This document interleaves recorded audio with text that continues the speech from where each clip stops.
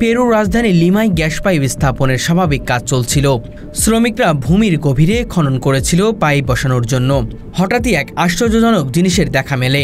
মাটির নিচে লুকিয়ে থাকা 1000 বছরেরও বেশি পুরনো এক মানব মমি। মুহূর্তেই চাঞ্চল্য ছড়িয়ে পড়ে নির্মাণস্থলে। কর্তৃপক্ষ দ্রুত প্রত্নতাত্ত্বিক দলকে খবর দেয়। প্রাথমিক তদন্তে প্রত্নতাত্ত্বিকবিদরা জানান এই মমিটি সম্ভবত লিমা অঞ্চলের কোনো প্রাচীন কবরস্থান বা সমাধিক্ষেত্রের অংশ। বিশেষজ্ঞরা ধারণা করছেন মমিটি প্রাক ইকনা সভ্যতার সময়কার। কারণ পেরুর ইতিহাসে শুধু ইকনা নয়, বরং আরও বহু প্রাচীন সভ্যতা ছিল যার মৃতদেহ সংরক্ষণে বিশেষ প্রথা অনুসরণ করত। প্রত্নতাত্ত্বিকরা জানান মাটি ভালোভাবে সংরক্ষিত রয়েছে। এর গায়ে বিশেষ ধরনের কাপড়ের মোড়া চিহ্ন পাওয়া গেছে।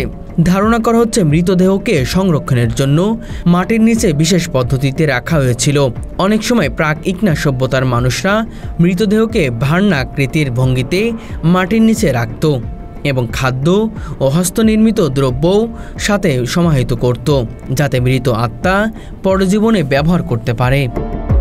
পেরুতে 1000 বছর আগে লিমা কালচার, চাভিন নাস্কা এবং পরাকাজ সভ্যতার অস্তিত্ব ছিল। এই সভ্যতাগুলো মমি সংরক্ষণে অত্যন্ত দক্ষ ছিল। বিশেষ করে পরাকাজ সংস্কৃতি তাদের জটিল মমি তৈরির পদ্ধতির জন্য বিখ্যাত। মমির বয়স নির্ধারণ এবং এর পরিচয় জানাতে কার্বন 14 ডেবিং পদ্ধতি ব্যবহার করা হবে। 2022 সালে লিমার কাজামার্ক এলাকায় গ্যাস লাইন খননের সময় একটি প্রাক ইকনা মমির আবিষ্কার হয়েছিল। পেরুতে এখন পর্যন্ত 30-এর বেশি প্রাক ইকনা মমি আবিষ্কৃত হয়েছে, যার বেশিরভাগই রাজধানী লিমা এবং তার আশপাশের অঞ্চল থেকে।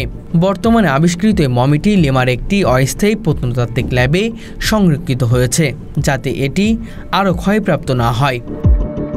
হঠাৎ ঘটে যাওয়া এই আবিষ্কার শুধু লিমার গ্যাস কর্মীদের জীবনই নয়, বরং পেরুর ইতিহাসেও যুক্ত করেছে নতুন মাত্রা। 1000 বছরের পুরাতন এই মমি প্রমাণ করে যে আধুনিক শহরের বাস্তবতার নিচেও প্রাচীন সভ্যতার নিদর্শন লুকিয়ে আছে। গবেষণা শেষ হলে হয়তো এই মমি আমাদের জানাবে প্রাচীন পেরুর জীবনযাত্রা, আচার অনুষ্ঠান এবং রহস্যময় মৃত্যু চর্চার অজানা গল্প।